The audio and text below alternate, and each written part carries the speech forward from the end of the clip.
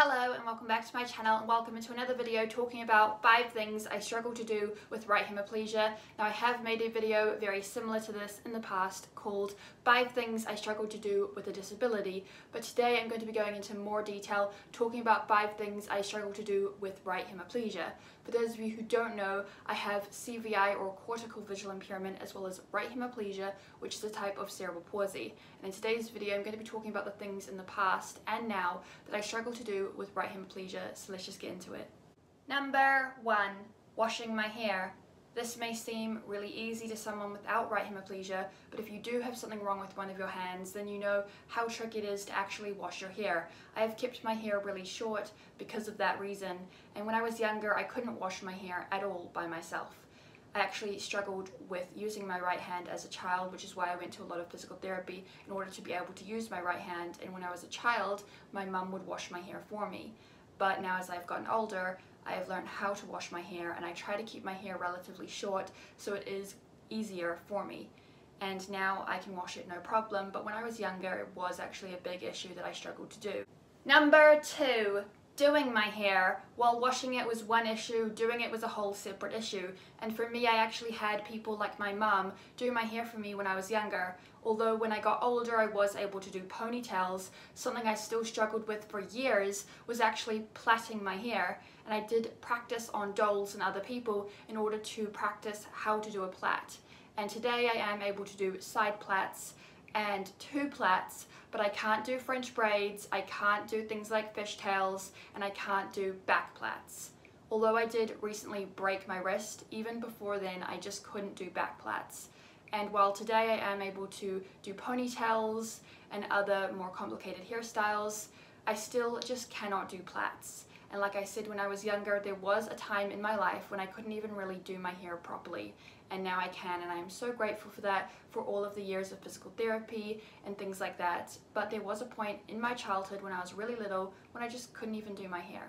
And that's something that I want to talk about because I know that a lot of people with left or right hemiplegia, or who have struggled to use one of their hands due to any kind of injury, it's not easy to do plaits. That's the one thing that is just the most hardest thing to do when you have a weak right side or a weak left side or something wrong with your fingers and that sort of fine motor skill type thing.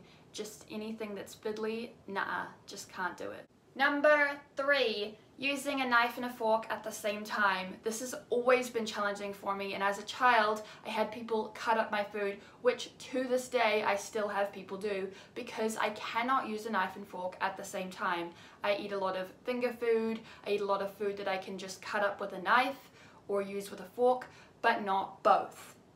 What I do when it comes to cutting up food with a knife is that I will use the knife in my left hand and then just stable whatever it is that I'm cutting up with my right hand and just sort of hold it, and then, but I still can't use a knife and a fork at the same time. I still can't cut up certain foods because they move around too much, and it's very challenging. So anything when it comes to like even grating carrot or cheese or anything like that, I hold it steady with my right hand and then grate with my left hand, because I just cannot do anything with this hand because I don't have any real fine motor skills. It's sort of numb. There's like a lot of sensitive things going on there. It's to do with the nerves and the connection with my brain. It's all kind of messed up. And like I said, recently I did break my wrist last year, and it was such a big issue for me. I had to go through more physical therapy that I went through when I was a child, although this time it was a little bit different, and I was able to get some of the feeling back in my hand since breaking my wrist, but the nerves are still a little bit messed up, so it is not as good as it was before I broke my wrist, which is a little bit weird, but it's still something I'm working on. And like I said, even before then I still couldn't use a knife and a fork. That's something that is truly the most challenging thing for me, having right hemiplegia. Let me know in the comment section down below if you can relate to using a knife and a fork with right hemiplegia or left hemiplegia, or with one hand that's just sort of messed up. What do you do? How do you combat this? Are you like me and you just sort of stick with finger food, or just using one or the other, like just using a fork or just using a knife? Let me know. Number 4. Zipping up a jacket. I know that some of you are probably looking at me like, Zipping up a jacket, that's hard for you? But yes, it is. Zipping up a jacket is really hard when you have one damaged hand, and I know that people can relate to me on this. Depending on the jacket will depend on how easy or hard it is for me, especially with those double zips or the ones that have the zips on the wrong side. Those drive me insane. I only have one of each of those jackets because they're so hard for me to use. One is a ski jacket. I will actually make a video for you and put it behind me so you can see what I'm talking about. But I have a video of me zipping it up just to show you guys, and it took me so many tries just to zip up the jacket, thereby proving my point that that double zip is a nightmare to figure out for someone like me. And then don't even get me started on that wrong side zip. I do get why that exists, because for people like me who have one damaged hand, you need it on one or the other. And if you have a damaged left hand, then having the zip on the right hand works easier, or you know, vice versa. For me, it's the left hand, I need it on the left side because it's easier for me to zip up. But if it's on the right side and you have a damaged left hand, then I totally get that. However, for me, it's just a nuh-uh, cannot do it. And like I said, with that double zip, I don't understand the purpose of that. I know that it's to open out, but why would you want your jacket to open out? I mean, maybe if it's hot, but like get a cardigan or something. I don't know, it's just, why? It's so challenging. I don't know if anyone else can relate to that or not, but for me that is just a big no-no. Finally, number 5, tying shoelaces.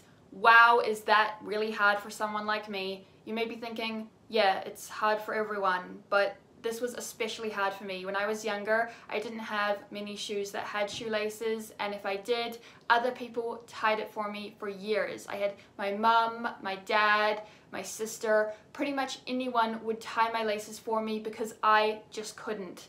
For years and years, I was like, I am just buying shoes with zips, I'm buying shoes with Velcro, I am not going anywhere near any shoes that have laces. Now I do own a few pairs of shoes that have laces, mostly sneakers for going to the gym, and I have found that throughout the years, I will actually put a video again behind me of me tying up laces to show you what I'm talking about, but for years and years, just could not do it until I learned about the bunny method.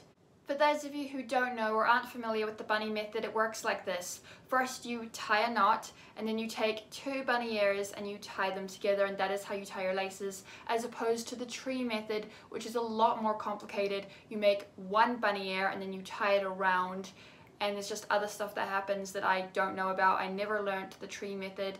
I was sort of taught it when I was younger, and I was like, just couldn't comprehend, how does that work? I don't know. I tried and tried, just couldn't do it until I found the bunny method, and I was like, why is nobody doing it this way? It's so much easier. And I'm sure that in today's world, more and more people are doing the bunny method because it is that much easier, especially for people like me.